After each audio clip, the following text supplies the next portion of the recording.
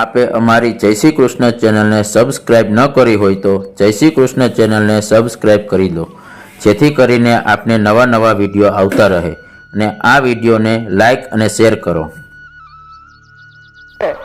તો એ કે ફલાણા મહાપુરુષ કહેવાય છે, એ કરે છે કર્મ. કર્મો જો કરવામાં જરૂરી હોત તો એ મહાપુરુષ છે એ કર્મો ના કરત. એવો દાખલો આપી અને પોતે અકર્મી બનવું એ જાણે કેમ વ્યાજબી વસ્તુ છે એ સિદ્ધ કરવાની કોશિશ કરે.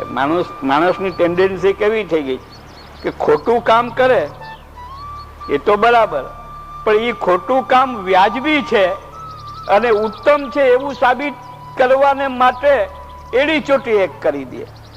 અને સામો વ્યક્તિ જરાક દલીલ કરે અને દલીલમાં પાછો પડે તો શાંત થવાને બદલે અશાંત વધારે થઈ જાય છે. અને માણસ જ્યારે કોઈ દલીલનો જવાબ નથી આપી શકતો ને ત્યારે ગરમી પકડી લે છે. દરેક માણસનો સ્વભાવ છે કે કોઈ સાચો તર્ક કરે અને એ તર્કનો જવાબ બરાબર સૂજી ગયો એને તો વાંધો નહીં, પણ એ તર્કનો ઉત્તર બરાબર ના આપ્યો ને સામો વ્યક્તિ કે નહીં ભાઈ આ વાત બરાબર નથી, તરત જ પછી ગુસ્સો થવા માંડે છે માણસ. એટલે ભગવાન એમ કે છે કે જેને જિજ્ઞાસા છે, જે ચાહે છે કે ભાઈ મારે અમુક યોગ સિદ્ધ કરવો છે, અમુક સિદ્ધિ ને માટે પ્રયત્ન કરવો છે, એને હેલ્પફુલ થવું બરાબર છે, પણ જે આવે એનો અધિકાર અનધિકારનો વિચાર કર્યા વગર એમને એને પોતે જે માર્ગ ઉપર ચાલે છે એ માર્ગ ઉપર જ ચલાવવાનો જે દુરાગ્રહ રાખવો, એનાથી એ વ્યક્તિ તો માર્ગ ઉપર નહીં ચડે પણ આપણો સમય વેડફાય એટલું જ નહીં, પણ ક્યાંક ધીરે ધીરે આપણને આપણા માર્ગમાંથી વિચલિત થવાનો કરુણ પ્રસંગ ના આવી જાય એ પણ ભય સ્થાન એની અંદર રહેલું છે. એ વસ્તુ કઈ કે કર્મ કરનારાઓ ને જરૂર ના હોય કર્મ કરવાની તો પણ બીજા લોકો આપણી પ્રેરણા લઈને અને કર્મ કરવાની જરૂર હોવા છતાં કર્મ ના છોડી દે. એના માટે તો ભગવાન તો અહીં પોતાનો જ દાખલો આપ્યો કે મને ત્રણેય લોકોમાં કોઈ પણ પ્રકારના કર્મની નથી તો કોઈ આકાંક્ષા અને નથી કોઈ ચીજ એવી કે જે મને અવેલેબલ ના હોય. આપણે કોઈ વસ્તુને ઈચ્છા કરીએ એ વસ્તુ આપણને મળે ના મળે એના માટે કોઈ ગેરંટી નથી, પણ પ્રભુ ઈચ્છા કરે તો પ્રભુએ દરેક વસ્તુ બનાવી છે તો એને દરેક વસ્તુ અવેલેબલ છે. છતાં ભગવાન એવી રીતે પ્રયત્ન અને કર્મ કરતા રહે છે. એક દાખલો, ભગવાન અંતર્યામી છે, બરાબર જાણતા હતા કે દુર્યોધન સમજાવવાથી સમજે એવો નથી. એ તો એની નિયતિ ભીમસેનની ગદાથી એની સાંકળ ભાંગે એ નિયતિ ભગવાનને પહેલાથી જ ખબર હતી. બધું જાણતા હોવા છતાં ભગવાન એક એવા પ્રકારનું વ્યવહારિક પોતાનું રૂપ પ્રગટ કરે છે મહાભારતની અંદર કે પોતે દૂત બનીને અને કૌરવોને સમજાવવાને માટે જાય અને એ માટે ખૂબ પ્રયત્નો કરે છે. પાછા સમજાવવા જયારે જાતા હતા ત્યારે અલગ અલગ યુધિષ્ઠિર, ભીમસેન, અર્જુન, નકુલ અને સહદેવ આ પાંચે પાંડવોને અલગ અલગ મળી અને એનો અભિપ્રાય જાણવા માંગે છે કે હું દૂત બનીને જાઉં છું બરાબર છે અને જાઉં તો શું રજૂઆત કરવી. હવે ભગવાન પાસેથી ઉને ઉલટાનું એ જાણવાનું જરૂરી બની જાય છે. એટલે ભગવાન એની પાસેથી જાણે છે કે શું અભિપ્રાય છે. એટલે ભગવાન એક પોતાનું એવું વ્યવહારિક રૂપ પ્રગટ કરે છે અને આપણને સમજાવે છે કે ગમે એટલી મહાનતાની સીમાએ કોઈ પહોંચી ગયો હોય ને તો એને પણ વ્યવહારની અંદર જે છે એ પોતાની ખોટી ખુમારી યા ખોટો અહંકાર જો પ્રગટ થાય તો એમાં સમાજને ફાયદો થવાને બદલે સમાજનું નુકસાન વધારે છે. એટલે ભગવાન ત્યાં સુધી કહે છે કે એવી રીતે કોઈ વ્યક્તિને કર્મમાં રુચિ થઈ ગઈ તો એને વિચલિત કરો. દાખલા તરીકે આપણા પરિવારના બાળક છે, હવે એમાંથી કોઈકને સ્વાધ્યાય પ્રવૃત્તિ થતી હોય જે આપણા સંપ્રદાયની નથી, બીજા સંપ્રદાયની સ્વાધ્યાયની પ્રવૃત્તિ થતી હોય અને એમાં જાતો હોય ને એમાં એને પૂરેપૂરો રસ હોય તો એને વિચલિત કરવાનો પ્રયત્ન ના કરવો. કારણ કે જેમ જેમ એને વિચલિત કરવાનો પ્રયત્ન આપણે કરશું ને એમ એમ એની આસક્તિ પેલી પ્રવૃત્તિમાં વધતી જશે. એવું મેં જોયું છે. જે લોકોને પૂરેપૂરી અમુક વાતની લગની લાગી જાય છે ને, એ લગની જેટલી લાગી હોય ને એ લગની 4 ગણી વધી જાય છે કોઈ એનો વિરોધ કરે તો. જેમ જેમ વિરોધ થતો જાય એમ એમ એની લગની જે વસ્તુમાં પણ લાગી હોય, એવી સારી છે, નરસી છે, ઉત્તમ છે, મધ્યમ છે, કનિષ્ઠ છે, એ પ્રભુ જાણે. પરંતુ એ આપણે માનવ સ્વભાવનું એક સાયકોલોજી છે કે જે વસ્તુમાં માણસની આસક્તિ થઈ જાય છે એના વિરોધમાં જેટલું જેટલું સાંભળતા જાય યા એના વિરોધમાં જેટલા પણ પ્રતિબંધો એની અંદર આવતા જાય તેટલી એની આસક્તિ મજબૂત વધારે દ્રઢ થતી જાય છે. એટલે ભગવાન કહે છે કે બીજાને સુધારવાનો પ્રયત્ન પણ કરવો ને તો એમાં એ પ્રયત્નમાં પણ એક પ્રકારનું સંતુલન હોવું જોઈએ. આ વાત મહાપ્રભુજીએ પણ કરી. મહાપ્રભુજીએ વિવેક ધૈર્ય આશ્રયની અંદર જે આશ્રયના જુદા જુદા પ્રભાવો જીવનની અંદર ક્યાં ક્યાં કેવી રીતે પડે છે એ બતાવ્યા. તો એમાં ઘણી વસ્તુ કહી કે આપણે જેનું પાલન પોષણ કરતા હોય એ ઘણીવાર આપણું ના માનતા હોય. ઘણીવાર એવું બને કે જે લોકો આપણું પાલન પોષણ કરતા હોય એ પણ કોઈ વખતે આપણા ઉપર ખીજાઈ જાય, નારાજ થઈ જાય. તો આવી બધી વસ્તુ છે ને એ માણસને ઉશ્કેરાટ ઉત્પન્ન કરાવી દે છે. અને એ ઉશ્કેરાટમાં આવીને અને માણસ એક ધૂળ જેવી વાત હોય એ ધૂળ જેવી વાત પણ હિમાલય જેવડી બની જાય છે. અને જીવનનું સંતુલન જ્યારે નષ્ટ થાય છે ત્યારે શાંતિ ચાલી જાય છે. અને શાંતિ ચાલી જાય પછી સુખ ચાલ્યું જાય છે. ગીતામાં જ ભગવાને કહ્યું કે અશાંતસ્ય કુત સુખમ. સુખનો આધાર શાંતિ છે. ચિત્તની અંદર શાંતિ ના હોય અને ખળભળાટ હોય તો એમાં સુખની વસ્તુ પણ આપણા પાસે હોય ને તો પણ એનું સુખ આપણને મળી શકતું નથી. સારામાં સારું ખાવાનું બનાવવાનું શેઠ કહી ગયા ઘરે કે આજે બટેટા વડા બનાવજે, શીરો બનાવજે, આજે ફલાણા નો જન્મદિવસ છે. એને બનાવી રાખ્યું ને ત્યારથી જ ઉત્સાહ કે આજે જમવાની મજા આવશે. પરંતુ જ્યાંથી દુકાનેથી ઘરે આવતા હતા અને રસ્તામાં એક ઉધાર પૈસા જેને લીધા હતા આ શેઠ પાસે એ આવી ગયો સીતાનો સામે મળી ગયો. એ કે શેઠ પૈસા કાલ ને કાલ ચૂકવી દેજો, નહીં તો પછી હું નોટિસ આપીશ તમને. ટેન્શન થઈ ગયું. ઘરે આવીને ખાવા બેઠા પણ બટેટા વડામાં ને શીરામાંથી સ્વાદ ઉડી ગયો. એટલું સુંદર બનાવ્યું હતું બધું. બીજા જેને શાંતિ હતી એને એમાં સ્વાદ આવતો હતો, પણ શેઠને અશાંતિ હતી એમાં સ્વાદ નથી. આ તો ખાવા પીવાની વાત થઈ. પણ ભગવાનના ગુણગાન તો જલેબી, મોહનથાળ અને બુંદી કરતા પણ વધારે મધુર કહેવાય ને. એમાં પણ જો ચિત્તમાં ખળભળાટ હશે, અહંતા મમતાનો આવેશ હશે તો એમાં પણ આનંદ નહીં આવે. અમારા પિતાજી એક દ્રષ્ટાંત આપતા કે કોઈએ એમણે પૂછ્યું કે ભાઈ બધા કહે છે કે ભક્તિનો રસ તો અમૃત સમાન મીઠો છે, મધુર છે. કે હા, એમાં કોણ ના પાડે. ગીતા એ કહે છે, ભાગવતે કહે છે, ભગવદીઓના ચરિત્રો કહે છે, મહાપુરુષોની વાણી કહે છે. તો કે એટલા બધા મીઠી વાણી છે તો અમને નીંદર કેમ આવે સત્સંગ થતો હોય ત્યારે? પિતાજીએ બહુ સુંદર એને જવાબ આપ્યો. એને નિખાલસતાથી સાચી વાત કરી કે ભાઈ નીંદર આવી જાય છે. ઘરમાં હુવા જાય તો નથી આવતી, પણ સત્સંગ મંડળમાં બેઠા એટલે તરત જોડા આવવા માંડે. એનું શું કારણ?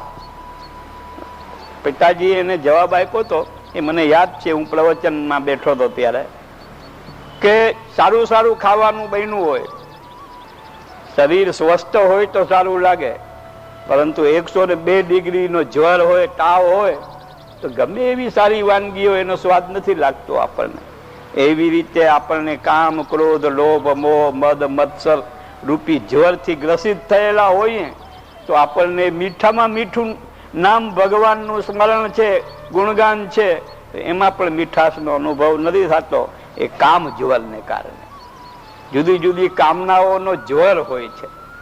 અને એ જ્વર ભગવાનની મધુર લીલા, એમાં એ પરાકાષ્ઠાની લીલા જે રાસલીલા છે, તામસોનો ફલ છે, તામસ ભક્તોનું, એ રાસલીલાનું નિરંતર વાંચન, મનન, ચિંતન, શ્રવણ કરવાથી કામ જવર દૂર થઈ જાય છે. એમ આપણને કેનાર કોઈ સંસારી પુરુષ નથી, પરંતુ સંસાર જેને માંડ્યો નથી, અહંતા મમતાથી પર છે અને જે આત્મા અનાત્માના ભેદનો અનુભવ જે કરે છે, એવા સુખદેવજી કહે છે. સુખદેવજી ને સ્ત્રી પુરુષનો ભેદ શું છે એ જ ખબર નથી. એવા સુખદેવજી જયારે એમ કહે કે ભગવાન શ્રી કૃષ્ણની ગોપીઓની સાથેની આ જે રાસલીલા છે, એ રાસલીલાનું જે શ્રવણ કરશે, કીર્તન કરશે, એના હૃદય રોગરૂપી કામનો નાશ થઈ જશે.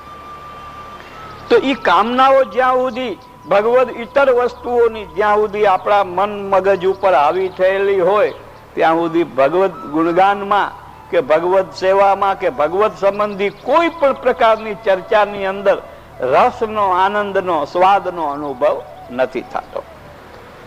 એટલે પછીના શ્લોકમાં ભગવાન કહે છે, મયી સર્વાણી કર્માણી, કયો હા ઈ જ કે તાવ ભર્યો હોય તો સ્વાદ ના આવે ને, એમ કામ ક્રોધ લોભ મોહ મદ મત્સર ભર્યો એટલે એમાં મજા નથી આવતી, એટલે નીંદર આવી જાય. બરાબર? નીંદર જેમાં મજા આવતી હોય ને એમાં નીંદર નહીં આવે. હા, ટીવી ની અંદર સિરિયલ આવતી હોય, કોઈને નીંદર ના આવે, પરંતુ ટીવી ની અંદર તમે આ સંસ્કાર ચેનલ ને એ ચાલુ કરો તો તમને મજા આવશે. છોકરા 1 મિનિટ નહીં બેસે, ગમે એવું એમાં કથા કે ઊંચી ઊંચી વાત, ગમે એ બાપુ આવતા હોય કે કોઈ મંડલેશ્વર આવતા હોય કે ગમે એ આવતા હોય, બહેરાઓ ને એવા અમુક વૃદ્ધ પુરુષો હોય, એ થોડો થોડો રસ લે. બાકી જુવાનિયાઓને તો એમાં ધમધમાટ બોલતી હોય, તીખી ટમટમતી ચેનલ હોય ને એમાં જ મજા આવે. એટલે જેમાં આપણને રસ આવતો હોય ને એમાં નીંદર આવી જ ના શકે. નીંદર આવતી હોય તો એ ઉડી જાય, પણ જેમાં આપણને મજા નથી આવતી ને બેસવું પડે તો જોલું સ્વાભાવિક રીતે આવવાનું. મયી સર્વાણી કર્માણી સંન્યસ્યાધ્યાત્મ ચેતસા નિરાશિર નિર્મમો ભૂત્વા યુધ્યસ્વ વિગત જ્વર. જ્વર શબ્દનો અર્થ એક તાવ થાય છે અને એક જ્વરનો મતલબ થાય છે સંતાપ. સંતાપને પણ જ્વર કહેવામાં આવે છે. હવે અર્જુનને ડાયરેક્ટ કર્મ કરવાનું આટલું બધું સમજાવી અને હવે અર્જુનને યુદ્ધ રૂપી કર્મ, એની અંદરના જે દોષો છે એ દોષો ના લાગે અને તું યુદ્ધ કરી જા. સાધારણ રીતે જુઓ તો અર્જુનને તો એવે ટાણે યુદ્ધ સામે હતું, પરંતુ અહીં તો અર્જુનને સમજાવવાના મિશે ભગવાન આ સંસારની અંદર, વ્યવહારની અંદર ગળાડૂબ ફસાયેલા જીવોને માર્ગદર્શન આપવા માંગે છે. કારણ કે વેદનો જે ઉપદેશ છે ને, એ વેદના ઉપદેશનું જેમ આપણે સ્કૂલનું શિક્ષણ આપણે છે, તો પેલી બીજી ત્રીજી ચોથી ભણતો છોકરો હોય એની સામે એમએનું શિક્ષણ કોઈ પ્રોફેસર આપવા માંડે તો એને ગળે ઉતરે, કાંઈ સમજાય ને, એ તો વ્યર્થ જ છે. પરંતુ એ વિદ્યાર્થી જેમ જેમ એની પ્રજ્ઞા શક્તિ, બુદ્ધિ શક્તિ જેમ જેમ વિકસિત થતી જાય અને પછી એમએ સુધીનું જે નોલેજ છે એને ગ્રહણ કરવાની એની અંદર જ્યારે બુદ્ધિમત્તા આવી જાય છે, ત્યાર પછી એ વસ્તુ એને સમજાવવામાં આવે છે. તો એવી રીતે ભગવાને ધીરે ધીરે અર્જુનનું જે છે બ્રેઇન વોશ કરવાનો પ્રયત્ન ભગવાનનો છે કે પેલા એનું બ્રેઇન વોશ થઈ જાય, સાવ સાફ થઈ જાય. બ્રેઇનની અંદર, બુદ્ધિની અંદર અનેક પ્રકારના સિદ્ધાંતો ના વિચારો કરતા કરતા એમ થાય કે આમ કયું છે પરંતુ હું પણ કયું છે. ઘડીક જ્ઞાનની વાત કરે છે, ઘડીક કર્મની વાત કરે છે, ઘડીક ભક્તિની વાત કરે છે. આ બધી જાજી જાજી વાતો મગજની અંદર ફસાઈ ગઈ છે. હવે આમાં અત્યારે મારે શું કરવું? તો ભગવાન એમ કહે કે અત્યારે તો તારે યુદ્ધ જ કરવાનું છે. આમાં જે કઈ ગીતાની અંદર જે યોગ બતાવ્યા, જ્ઞાન કર્મ ભક્તિ, એ યુદ્ધમાંથી જ્યારે નવરો થા પછી એમાંથી જે યોગની અંદર તારી ચિત્તવૃત્તિ લાગે એ કરજે, પરંતુ અટાણે તો તારે કર્મયોગ, અને એ કર્મયોગની અંદર જો વિષયવાર પાડીને કહીએ કે કયું કર્મ, તો કે યુદ્ધ કરવાનું કર્મ એ જ તારા માટે, એમાં જ મનોયોગ જોડવાની જરૂર છે. અને એ મનોયોગ કઈ રીતે જોડવો? યુદ્ધની અંદર મનોયોગ લાગી જ જાય, જનૂન ચડે તો મનોયોગ નહીં થાય. મનોયોગ તો કૌરવોને પણ છે, એ પણ મનોયોગ પૂર્વક લડવા આવ્યા છે. હજી અર્જુન થોડોક શિથિલ થયો, બાકી દુર્યોધન ને દુશાસન ને એ જે કૌરવ પક્ષમાં હતા એ તો ઠનગનતા હતા કે ક્યારે યુદ્ધ ચલુતા ને ક્યારે આપણે. તો ખરું પૂછો તો યુદ્ધમાં મનોયોગ તો કૌરવોનો હતો, અને અર્જુનનો મનોયોગ યુદ્ધમાં નહોતો, તો ભગવાન એનો મનોયોગ યુદ્ધમાં લાવવા માટેનો પ્રયત્ન કરે છે. એનું કારણ શું? એનું કારણ એ કે પેલાઓનો જે મનોયોગ છે એ અકૃષ્ણ વિદ સ્થિતિનો છે, અને અર્જુનનો જે મનોયોગ છે ને કૃષ્ણવિદ, એટલે અકેળવાયેલો મનોયોગ છે ઓલો, અને આ કેળવાયેલો મનોયોગની શિક્ષણ આપે. તો અકેળવાયેલો મનોયોગ તો એની કોઈ વ્યાખ્યા કરવાની જરૂર નથી, તો કૌરવોના ચરિત્રોમાં સગી આંખે આપણે જોઈ શકીએ છીએ. પણ કેળવણી વાળો મનોયોગ, અને એ પણ યુદ્ધ જેવી કે જેમાં હિંસા કરવી પડે, એની અંદર અકૃષ્ણવિદો જેવો નહીં પણ કૃષ્ણવિદ, એટલે મૂર્ખાઓનો નહીં બુદ્ધિમાનોનો મનોયોગ, એમ આપણે કહીએ. ઘડી ઘડી કૃષ્ણવિદ ને અકૃષ્ણવિદમાં બુદ્ધિ ગોથા ખાવા માંડે. પરંતુ કેળવાયેલો ને અકેળવાયેલો, તો કેળવાય કેવી રીતે મનોયોગ? કે જેની અંદર હિંસા જેવું કાર્ય પણ થાય, અને છતાં ચિત્તની શાંતિ, યા ચિત્તની અંદર રહેલો જે આનંદ છે, મૂળ ધ્યેય છે, એ ધ્યેય ખતમ ના થાય. શાંતિ અને આનંદ ખતમ ના થાય એટલું જ નહીં, પરંતુ આપણે જે ધ્યેય જિંદગીનું, જીવનનું કે જન્મનું ભગવાને શાસ્ત્રકારોએ આપણને બતાવ્યું છે, એ ધ્યેયમાંથી પણ આપણે વિચલિત ના થઈ જઈએ. એ ધ્યેય જાળવી અને માથે આવેલું જે કર્મ છે એ કર્મ કરી લેવાનું છે. જેવી રીતે હરિરાયચરણ એક દાખલો આપે છે કે મજૂર ભાર્યવત કર્મ, કે મજૂરને માથે કોઈ વ્યક્તિ માલ સામાન બજારમાંથી ખરીદીને એક ટોપલામાં બધી ખરીદેલી વસ્તુ મજૂરના માથે મૂકે અને કે આ ઘર સુધી પહોંચાડ, તો એ એના ઘરે પહોંચાડી આવે. હવે એની માથે જે આખો ટોપલાનો વજન આખો ઉપાડ્યો છે, એને વજન ઉપાડ્યો છે, છતાં એ ટોપલાની અંદર જે કાંઈ ચીજો છે એ ચીજની અંદર એની આસક્તિ નથી, તો જેની છે એને પહોંચાડવા જવાનું છે. માથાનો બોજ હોવા છતાં ચિત્ત હલકું છે, પરંતુ જો એના ચિત્તની અંદર એવું આવી જાય કે આ શેઠ આગો પાછો જાય તો એકાદ ચીજ ખિસ્સામાં મારી લઉં, તો ટોપલાનો બોજ અને ચિત્તનો બોજ ડબલ બોજ થઈ જાય.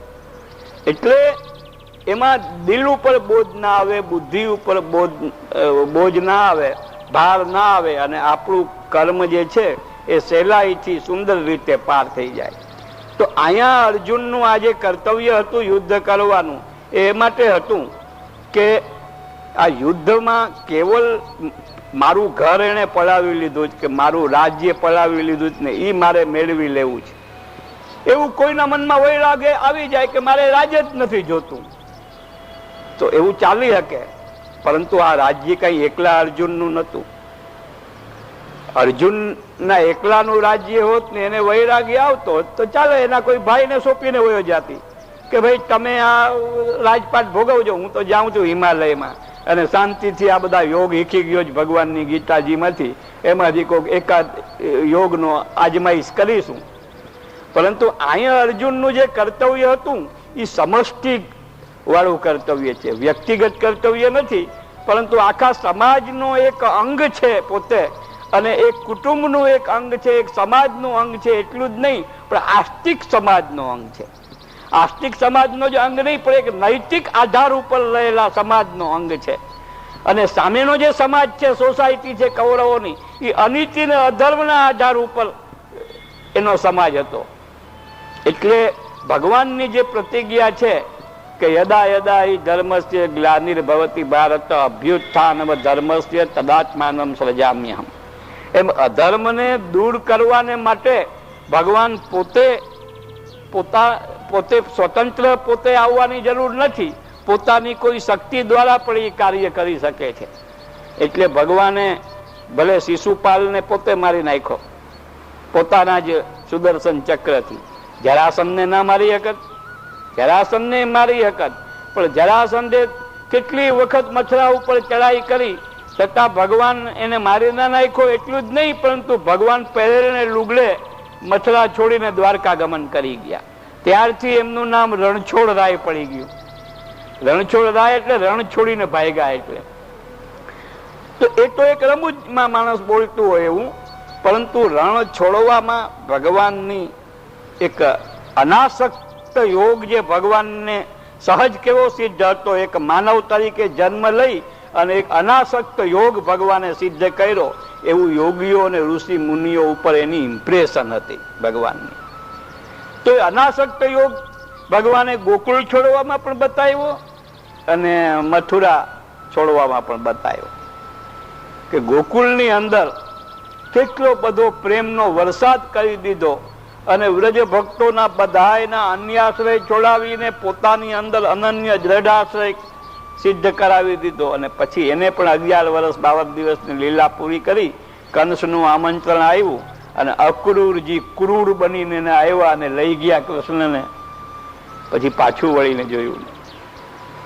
એટલે એ બાહ્ય એક માનવ તરીકે મહામાનવ તરીકે કૃષ્ણનું યોગદાન જો વિચારીએ તો એ અનાસક્ત યોગ ભગવાનને સહજ સિદ્ધ હતો કે જે અનાસક્ત યોગની વાત વારંવાર ગીતામાં પોતે કરી રહ્યા છે.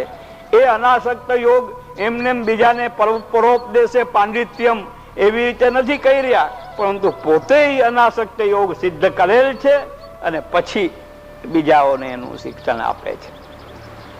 તો અહીં ભગવાન એમ કે છે કે આધ્યાત્મ ચેતસા અર્જુનને કહે છે કે અત્યાર સુધી ભૌતિક ચેતના તો તું સમજી ચૂક્યો, વ્યવહાર કેમ કરવો, મોટાઓને પગે લાગવું, દુશ્મનની સામે એને પરાસ્ત કરવો, મિત્ર છે એના પ્રત્યે મિત્રતા રાખવી, સ્નેહ રાખનારા ઉપર સ્નેહ રાખવો, આ બધી ભૌતિક ચેતના છે. વ્યવહારિક જ્ઞાન જેને આપણે કહીએ છીએ. ભૌતિક ચેતના ના હોય અને ભૌતિક જીવનની અંદર પણ જો બેહોશી જેવું રહેતું હોય તો માણસનું જીવન એવું બની જાય છે કે એના પછી ગોતવા જાવ તો દોસ્તાર ઓછા મળે, દુશ્મન જાજા મળે. ભૌતિક ચેતના જેને બરાબર બેલેન્સમાં નથી કરી એની આવી દશા હોય, અને જેને ભૌતિક ચેતના બરાબર કરી ભલે આધ્યાત્મિક સ્તર ઉપર ઊંચો ના આવ્યો હોય કે કોઈ ધાર્મિક પુરુષ તરીકે પાંગરતો ના હોય, છતાં પણ એક ભૌતિક ચેતના એમની બરાબર બેલેન્સમાં હોય તો એ વ્યક્તિની કોઈ નિંદા નથી કરતું. દરેક લોકો એની મોઢા ઉપર તો દરેકની પ્રશંસા કરે, પણ વાહેથી પણ એના વખાણ થાય. પરંતુ અહીં ભગવાન એનાથી પણ આગળ વધી અને આધ્યાત્મિક ચેતનાની વાત કરી રહ્યા છે અર્જુનને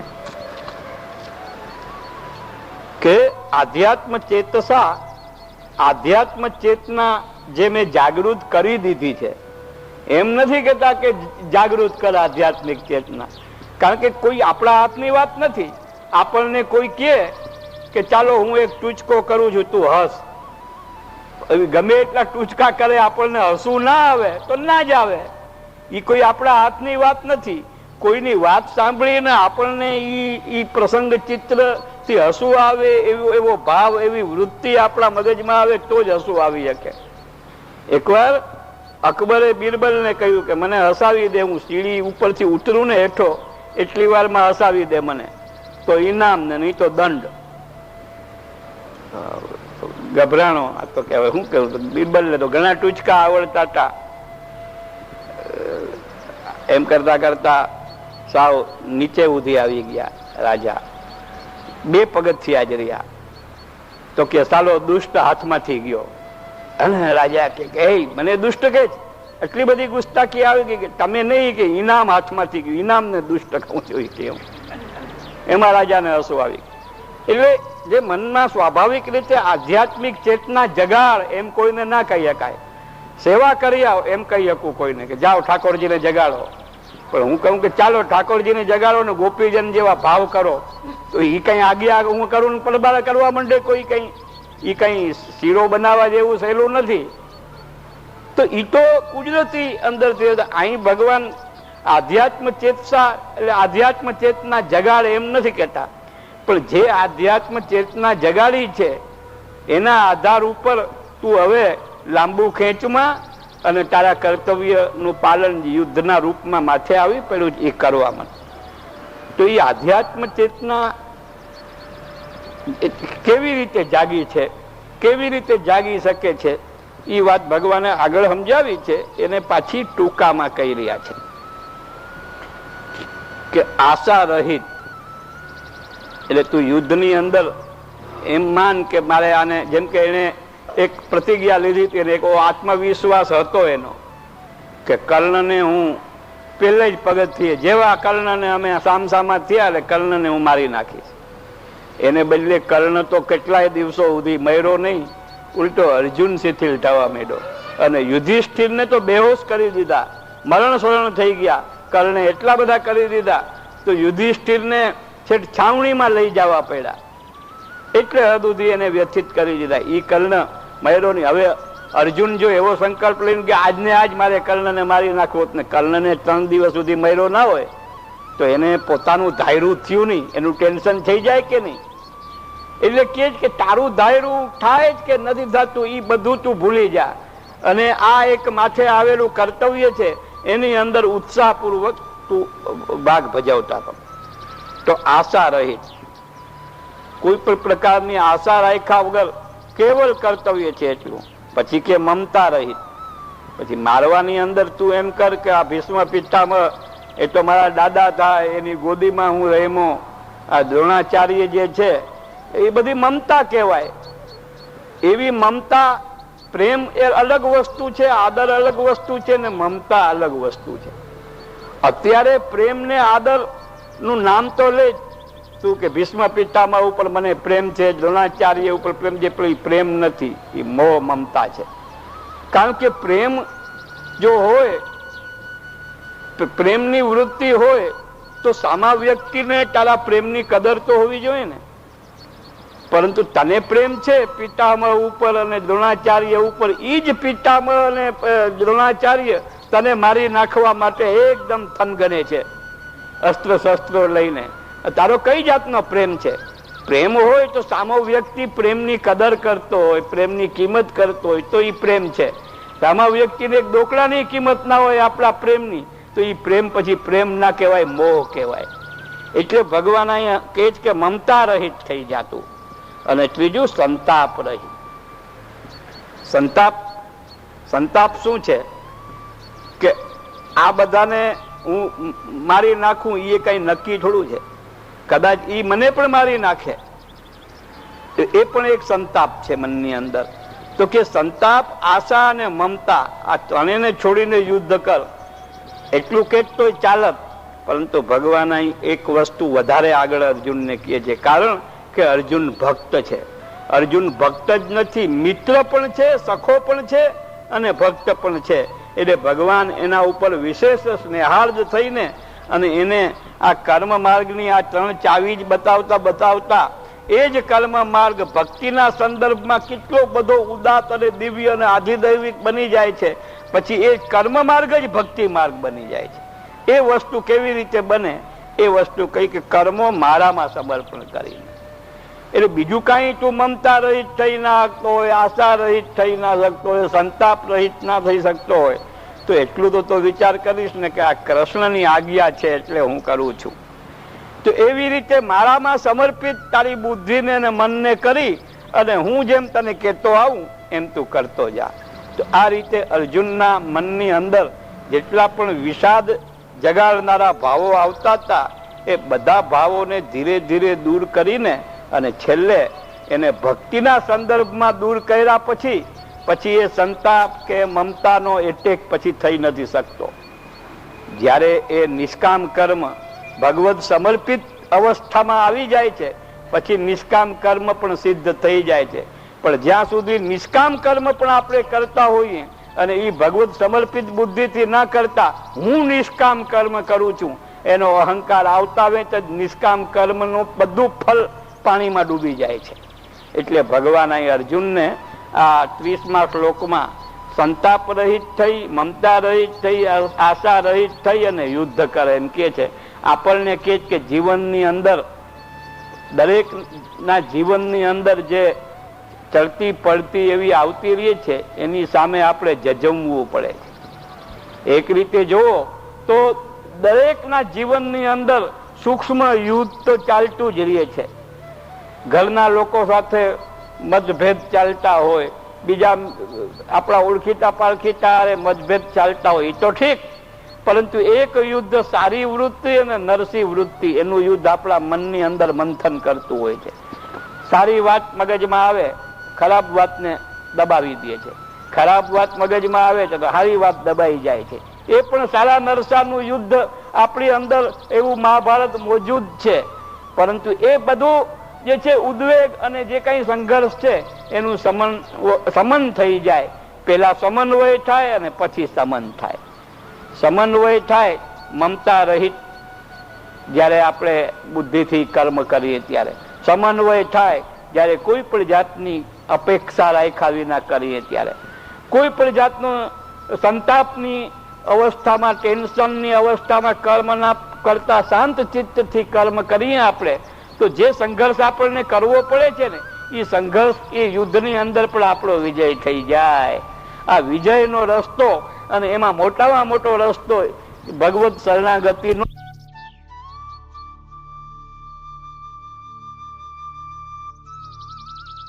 શિશુપાલને એ માટે માર્યો કે શિશુપાલ જયારે જન્મો ને ત્યારે જ એનું રુદન એવું હતું રાક્ષસ જેવું.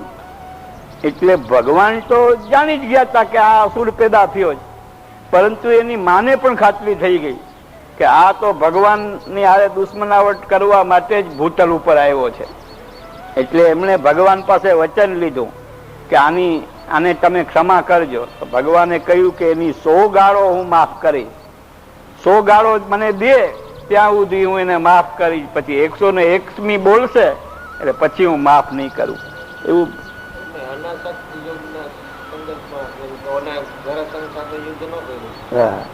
એટલે અનાસક્તિ યોગ ભગવાનનો કઈ જરાસંઘ કે એને મારવાની બાબતમાં જ નથી, પરંતુ અનાસક્તિ યોગ એ માટે કહ્યું કે એને વ્યક્તિગત કોઈ વેર એની હારે પણ નતું. એમ જરાસંઘ હારે નતું, એમ વ્યક્તિગત વેર શિશુપાલ હારે પણ ભગવાને નથી માન્યું. અને એનું મોટામાં મોટું કારણ એ કે શિશુપાલને મારી નાખ્યો ભગવાને, પછી શિશુપાલની આત્મા ભગવાનની અંદર સમાઈ ગઈ. થઈ ગયો ને અનાસક્તિ યોગ. એવી રીતે નહીં તો નરકમાં જાય ને, નહીં તો નરકની યાતના ભોગવવી પડે. એને બદલે શિશુપાલે ભગવાનને એટલી ગાળો આપી અને પછી પણ એની તરત જ મળતા વેત જ મુક્તિ થઈ ગઈ. નહીં તો માણસના મૃત્યુ પછી એની વાસનાને કારણે કેટલાય લોકોમાં ચક્કર કાપતા કાપતા માંડ એ ઉપાધિમાંથી માણસ મુક્ત થાય. એને બદલે શિશુપાલે ભગવાનની સાથે દુશ્મનાવટ કરી અને ન બોલવાની ગાળો આપી, છતાં પણ જયારે એનું મૃત્યુ થઈ ગયું, એનું દેહાંત થઈ ગયું, પછી એનો આત્મા દિવ્ય જ્યોતિના રૂપમાં બહાર પ્રગટ થઈ અને ભગવાનની અંદર સમાઈ ગયો. એ વાત મહાભારતમાં આવે છે. એટલે એ અનાસક્તિ યોગ ભગવાનના મનમાં કોઈ ઈર્ષાનો યા દ્વેષનો કે એવો ભાવ જેવો શિશુપાલના મનમાં હતો એવો ભગવાનમાં નહોતો. એટલે અનાસક્તિ યોગ ભગવાને પ્રગટ કર્યો છે, પરંતુ સામાન્ય માનવીની જેમ કે માખણને માટે રોતા હોય તો આસક્તિ માખણમાં થઈ કે નહીં, પરંતુ એ રોવું નથી, રોવાનો અભિનય છે. નટવર નામ છે ભગવાન. મેં એકવાર કહ્યું હતું કે નટ છે અને વરે છે. જ્યારે ભગવાન આપણા જેવી મનુષ્ય જેવી લીલા બતાડે છે એને મનુષ્ય નાટ્ય કહેવાય. મનુષ્ય જેવી લીલા ભગવાન જયારે બતાવે છે ત્યારે એ નટ છે, અને પોતાના અસલી રૂપમાં પ્રગટ થઈ જાય ત્યારે વર છે. આ રીતે નટવર, જે નટ હોવા છતાં વર હોઈ શકે ને વર હોવા છતાં નટ થઈ શકે, એ જ અનાસક્તિ યોગની પરાકાષ્ઠા કહેવાય. આપણે જોઈએ કે નટ થયા, બનાવટ કરવા માંડ્યા તો સાચું આપણામાંથી ઉડી જવાનું, બધું આડંબર જ આવી જવાનું. અમારો એક મિત્ર છે, એના ઉપર દેવાનંદની એક્ટિંગનો નશો છે. તો એ પોતે નટ બનીને ફરે. આપણે પૂછીએ ને મોટર ક્યાં છે, તો આમ હાથ કરીને આમ બતાવે. હવે એને ઈ નટ જ બને, નટ બને ત્યારે વર ના બની શકે, વર બને ત્યારે નટ ના બની શકે. એ તકલીફ છે. ભગવાન નટ પણ થઈ શકે ને વરે થઈ શકે છે. નટ બન્યા છતાં વરનો આવેશ અંદરથી જાતો નથી, વર બન્યા છતાં નટની આવડત જાતી નથી. એ એમનો વિલક્ષણ પ્રકારનો અનાસક્તિ યોગ છે. જેટલું કહીએ એટલું ઓછું. આવતા રવિવારે તો પત્રિકામાં જાહેર કર્યું છે અમે કે અહીંયા પ્રવચન છે. રાસ રાપના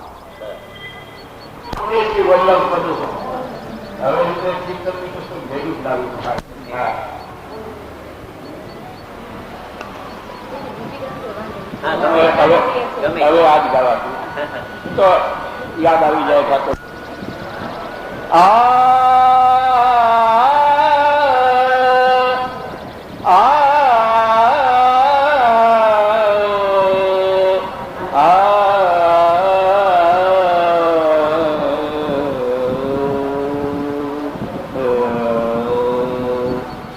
પ્રીત બંધી વલ્લભ પદ સો ઓર નમન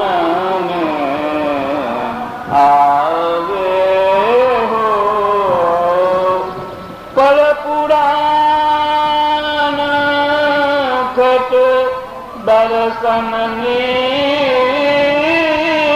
કે જો કછુ કોઈ बतावे हो जब ते अंगीकार कियो मेरो तब ते न अन्य सुहावे हो पाय महारस कौन मूढ़ मती चित चित चित भटकावे हो जाके भाग्य फल या कवि में शरण सोई जन पावे हो नंद नंदन को निज सेवक वे जड़ करी गावे हो जिनको करो भूल मन संशय निश्चय कर श्रुति गावे हो रसिक सदा फल रूप जानी के ले उत्संग उलरावे हो प्रीत बंदी श्री वल्लभ पद सो और नमन में आवे ओ प्रीत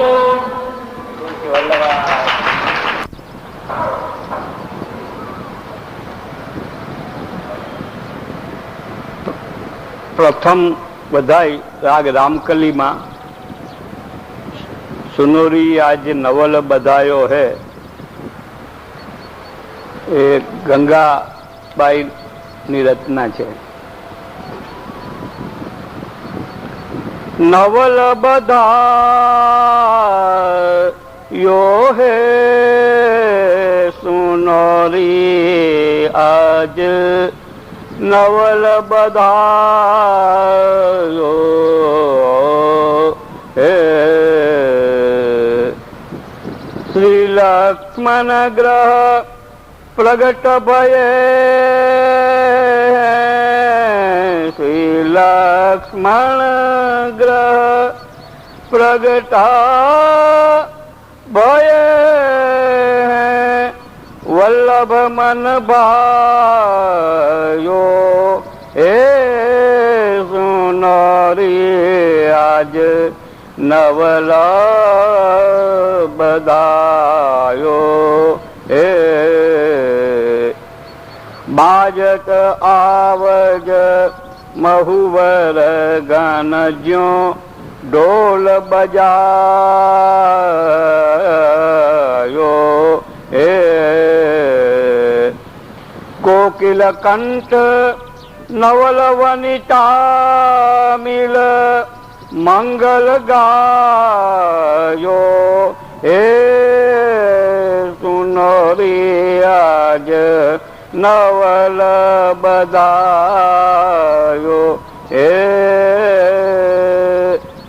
હળદી તેલ સુગંધ જુલાલન ઉબટ નવાયો હે નકસી કલો આભૂષણ ભૂષિત પીતાંબર પહેરાયો હે સુનોરી આજ નવલ બગાયો હે અસન વસન કંચન મણિ માનિક ઘર ઘર યાચક પાયો હે શ્રી વિઠ્ઠલ ગિરિધર ના કૃપા નિધિ પલનામાં જ ઝુલાયો હે સુનોરી આજ નવલ બધાયો હે નવલ બધાયો હે સુનોરી આજ નવલ બધાયો હે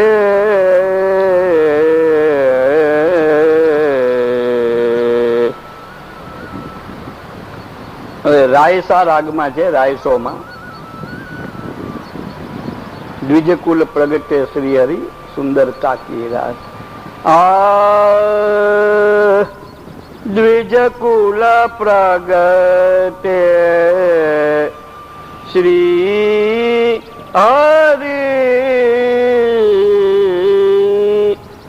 સુંદરતા કી રાસ. પરમ પુનિત એકાદશી ધન ધન માડો માસ.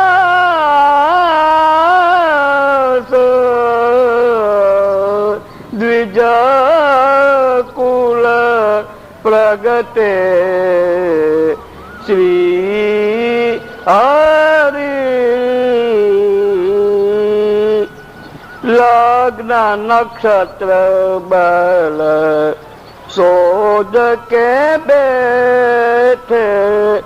લગ્ન નક્ષત્ર બલ શોધ કે બેઠે દ્વિજવર આય. લક્ષ્મણ ભટ્ટ મન મોદ સો દીની બહુવિધ ગાય. દ્વિજ કુલ પ્રગટે શ્રી હરિ ફૂલે દ્રુમ બેલી ફૂલી ઓર સરસ બનરાય. નિજ જન ફૂલે નિરખ કે રસ બધાઈ ગાય.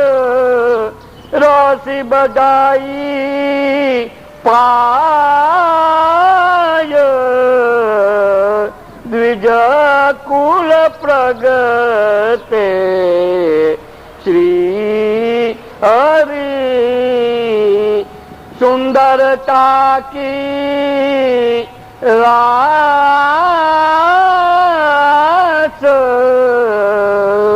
દ્વિજ કુલ પ્રગટે શ્રી હરિ. હવે રાગ કાંડલામાં પુષ્ટિ મહારસ દેન.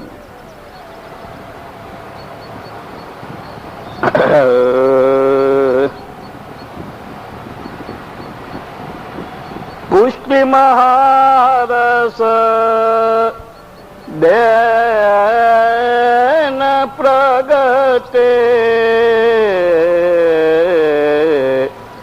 પુષ્ટિ મહારસ દેન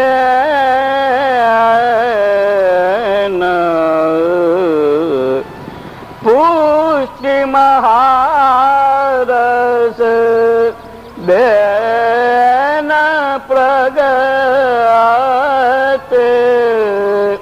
પુષ્ટિ મહારસ દેન શ્રી વલ્લભ હરિ ભાવ અતિ શ્રી વલ્લભ હરિ ભાવ અતિ મુખરૂપ સમર્પિત લેન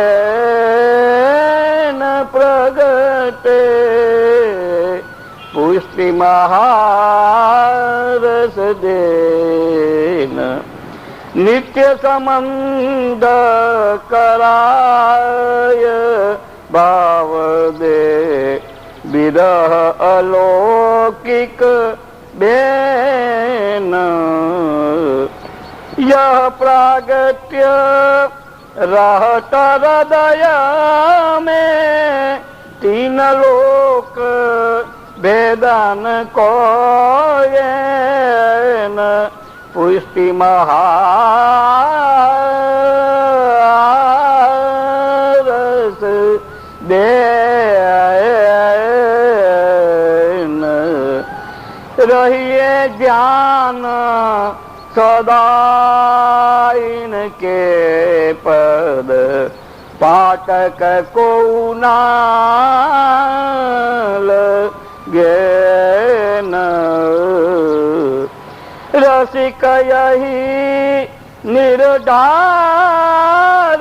निगम गति साधन और न है न प्रगति पुष्टि महारस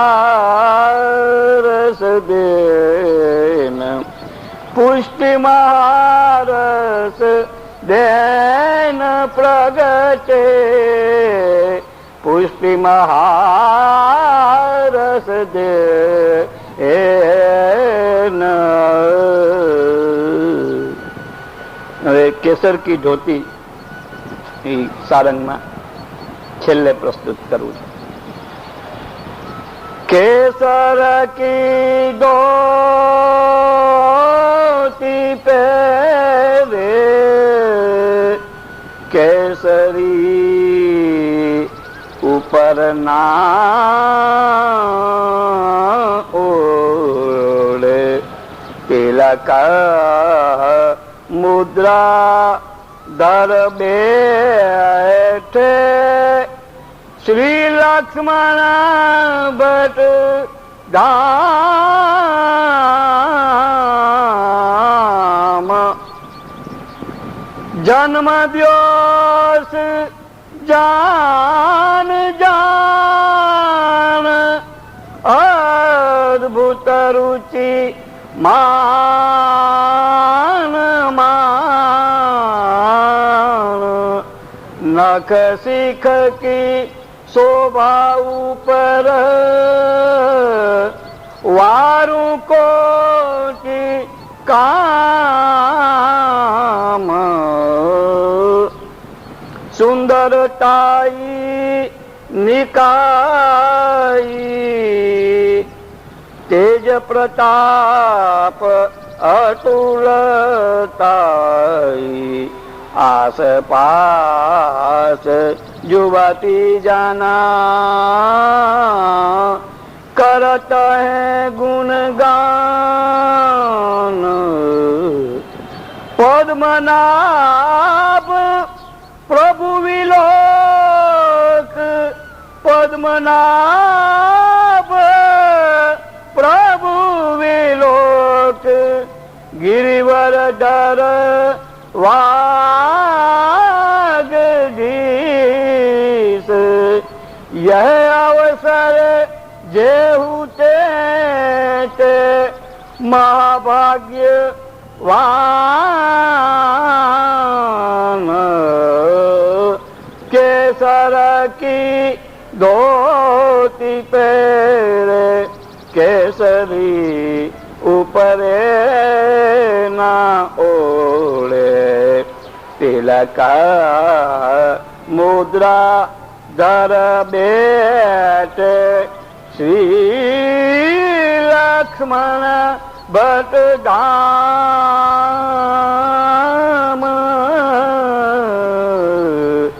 કેસર વલ્લભા. હા તો કરીએ એક થોડીક વાર 10 મિનિટ.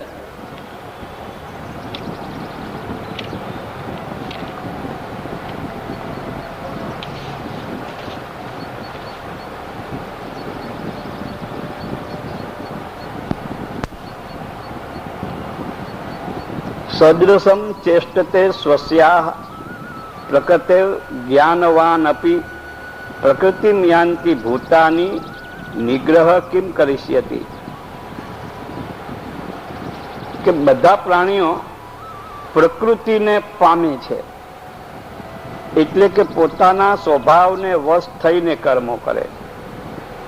જ્ઞાની પણ પોતાની પ્રકૃતિ અનુસાર ચેષ્ટા કરે છે, એમાં કોઈનો દુરાગ્રહ શો કરવાનો.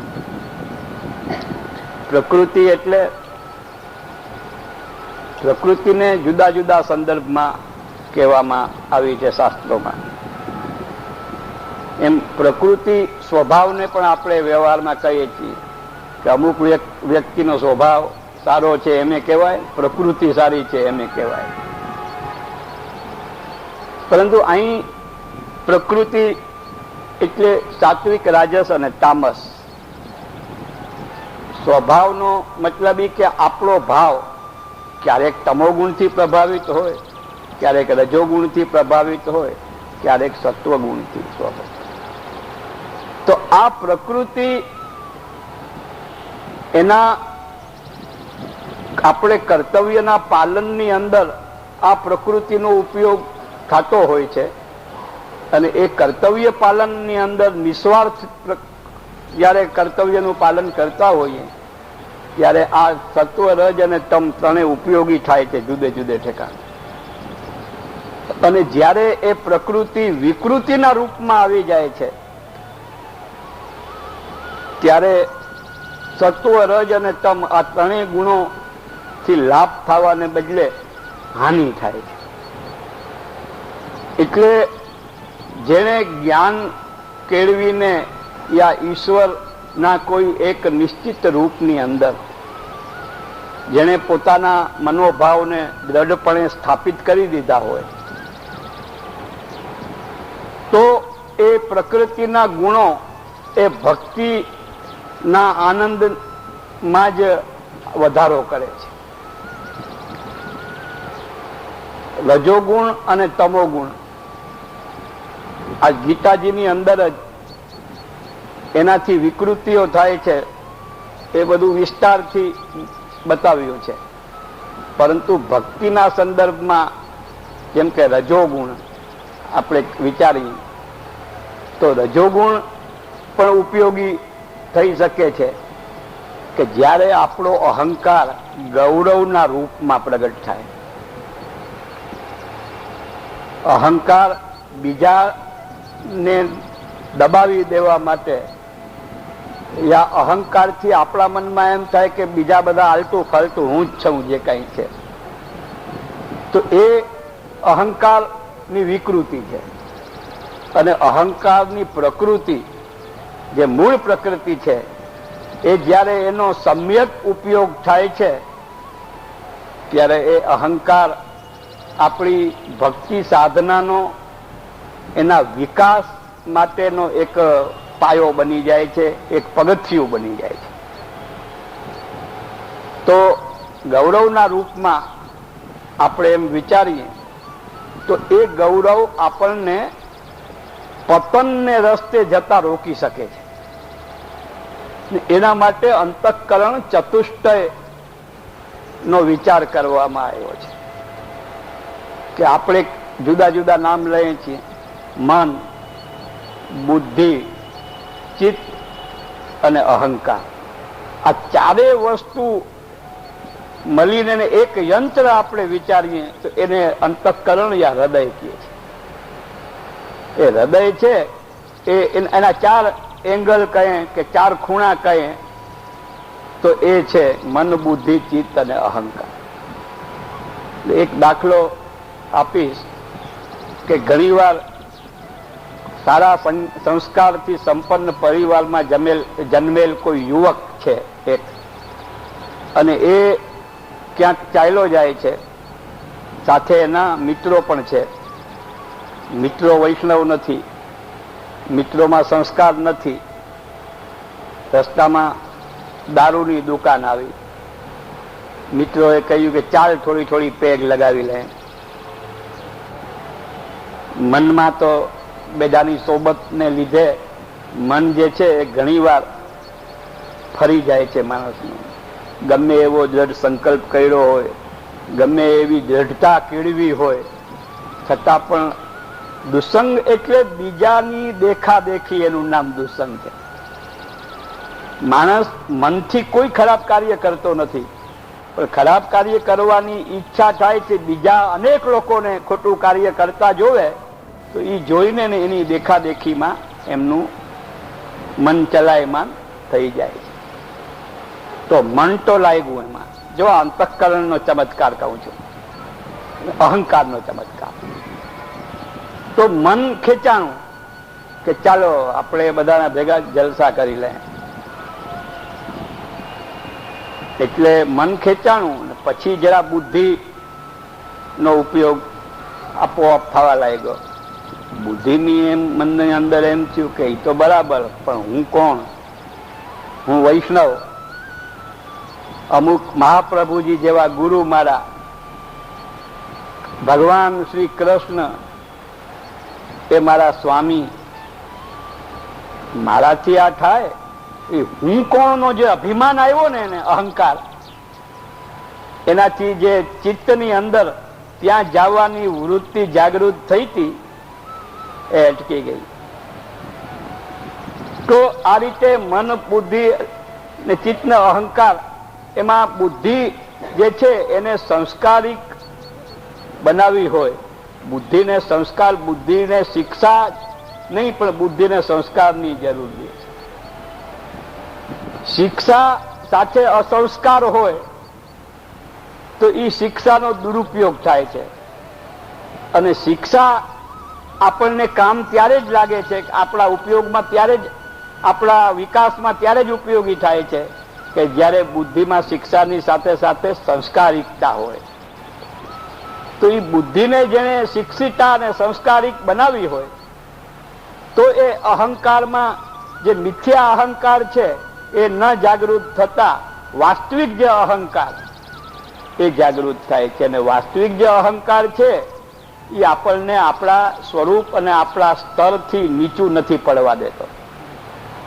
અને જ્યારે મિથ્યા અહંકાર આવી જાય છે તો ગમે એવો વ્યક્તિ હોય એ એના સ્વરૂપથી ચ્યુત થઈ જાય છે, પતન થઈ જાય છે એનું. એટલે પ્રકૃતિને કેળવવી એ વસ્તુ અહીં ભગવાન કે પ્રકૃતિ જેને જેને કેળવી છે એ જ્ઞાની કહેવાય. અને જ્ઞાની પણ અજ્ઞાની લોકો જેવી ચેષ્ટા કરે છે. શું ચેષ્ટા કરે? કે જ્ઞાનીને પણ ભૂખ લાગે છે, અજ્ઞાનીને ભૂખ લાગે છે. જ્ઞાની પણ સત્સંગ થતો હોય એમાં બેઠો હોય, અને અજ્ઞાની પણ સત્સંગમાં બેઠો હોય. જ્ઞાની બેઠો હોય, એની ચિત્ત વૃત્તિ શાંત હોય, અને જે કાંઈ સત્સંગની અંદર ભગવદ ગુણાનુવાદ ગવાતા હોય એની અંદર એકાગ્ર બની જાય, એમાં રસાનુભૂતિ કરે છે. અને અજ્ઞાની બેઠો હોય, કાંટો પાસે બેઠો હોય એની યારે વાત કરવાની કોશિશ કરે. એ કઈ ના થાય તો બગાસા 100% ખાય. મોટા મોટા બગાસા 2-2 મિનિટના અંતરે આવવા માંડે. એટલે ચેષ્ટા બધાની એક સરખી છે. જ્ઞાનીના પણ કાન સાંભળવાની ક્રિયા કરે છે, અજ્ઞાનીના કાન પણ સાંભળવાની ચેષ્ટા કરે છે. પણ જે જ્ઞાની છે એ પ્રકૃતિને વશ કરીને રહે છે, અને જે અજ્ઞાની છે એ પ્રકૃતિને વશ થઈ જાય છે. તો મેં જે દાખલો આપ્યો એ રાજસ ગુણનો દાખલો આપ્યો. એવી રીતે તામસ ગુણનો જો આપણે દાખલો લઈએ તો તામસ ગુણની અંદર પણ એક ફાયદો છે કે તમોગુણી માણસ હશે ને, ક્રોધી, એનો એક નેચર એવો હોય છે કે ઈ એક વાત કરવા માંગતો ઈ કરે જ. 1000 વિરોધ આવે, 1000 લોકોને એને રોકવાની કોશિશ કરે, તો પણ ઈ જે વિષય એના મગજમાં ફિતૂર કરતો હોય એ વિષયને મેળવવાને માટે એ આદુ ખાઈને વાહે પડી જાય. આપણી સાવ કાઠિયાવાડી ભાષામાં કહું તો ઈ જો કે કોઈનું નુકસાન થતું હોય, ઘરમાં બીજા લોકોની સામે આપણી કડવાશને કારણે અપ્રીતિ ને અણગમો ઉત્પન્ન થઈ જતો હોય, તો એ અહંકારની અંદર તમોગુણ જે ભરી જાય છે એને કારણે એક જિદ્દી હઠી વ્યક્તિ બની જાય. તો એ તમોગુણ જ્યારે કોઈ ભક્ત હોય તો એ ભક્તનો જે તમોગુણ છે એની તો ભગવાનમાં પ્રીતિ હોય, ભગવાનને મેળવવાની તીવ્ર ઉત્કંઠા હોય. તમોગુણીને જ્યારે થઈ જાય ત્યારે તમોગુણી કેમ ભગવાનની પ્રાપ્તિ ના થાય એના માટે પ્રાણ નોછાવર કરવા તૈયાર થઈ જાય એવી એની તપસ્યા અને એનું તપ જે છે, સાધારણ રીતે તપને માટે તમોગુણ જરૂરી છે. નહીં તો તાપ આપણને થાય, રાજભોગ થઈ જાય, પછી ઉત્થાપનના ડિસ્ટન્સમાં આપણને જો પ્રેમ હોય, સેવાની અંદર અનુરાગ થઈ ગયો હોય તો તાપ થાય. પરંતુ એ તપસ્યા જેવો તાપ કે રેવાય નહીં એવો તાપ તમોગુણીને જેટલો થાય, તમોગુણી ભક્તને એટલો રજોગુણીને ના થાય. અને સત્વગુણીનું ગાડું તો બહુ ધીમે ધીમે હાલે. એટલે તો રાસ પંચાધ્યાયની અંદર સાત્વિક, રાજસ અને તામસ ત્રણેય પ્રકારના ભક્તોમાં જે ભગવાને રાસલીલા કરી છે એ તામસ ભક્તોને પ્રધાનતા આપીને કરી છે. તામસ ભક્તોને લીધે ઠાકોરજી એની સાથે રાસ કરવા તૈયાર થઈ ગયા, એની વાસે વાસે રાજસ અને સાત્વિક ફાવી